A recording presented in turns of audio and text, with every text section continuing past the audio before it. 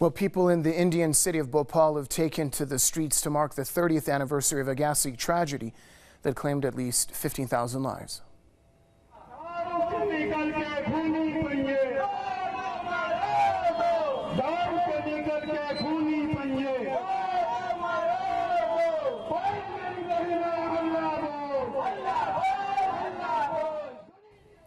Protesters demand harsher punishments for those responsible for the world's deadliest industrial disaster and more compensation for its victims.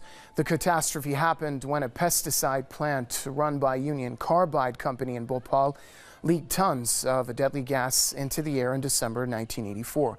The survivors of the incident say that the government has ignored their plight and justice has not been served. Well, Press TV's Monawar Zaman joins us now from New Delhi. Monawar, as it's been 30 years since the tragedy in Bhopal, as the suffering of those who survived the tragedy persists, their calls for justice has also continued over a span of 3 decades.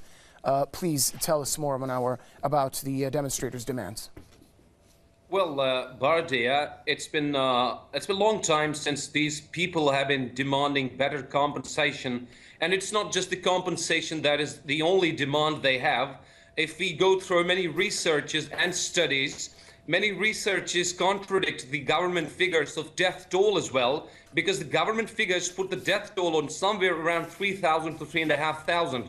But that's not the case. According to the Indian Institute of Medical Science, the death toll could be as much as 25,000, which is just a figure. But apart from the deaths, the people are suffering a lingering death still till now. It's been almost 30 years, but the people are still suffering the lingering death. Well, apart from the death, their children are suffering with deadly diseases, and they're not able to fulfill the medical expenses which can help them at least to get back to normal life. And in the recent week, around 300 to 400 people from Bhopal came across to New Delhi to protest at the famous Jantar Mantar, the protest hub. And what they demanded from the government is the better compensation and at least the correction of the actual death toll which actually occurred on that tragic night of December 2nd. And in the meantime, I was following this very closely. I was following this issue, and after 4 days of continuous protests and sitting days and nights, sleeping there on the streets, somehow the Ministry of Chemical and Fertilizers, they sent a representative on the spot, and they have promised them that their incident which happened, that will be taken care of, and the compensation will be raised, and the death toll will be corrected. But the people are still waiting justice. They say it's almost been 30 years now, and we haven't got any justice. We don't want the paperwork.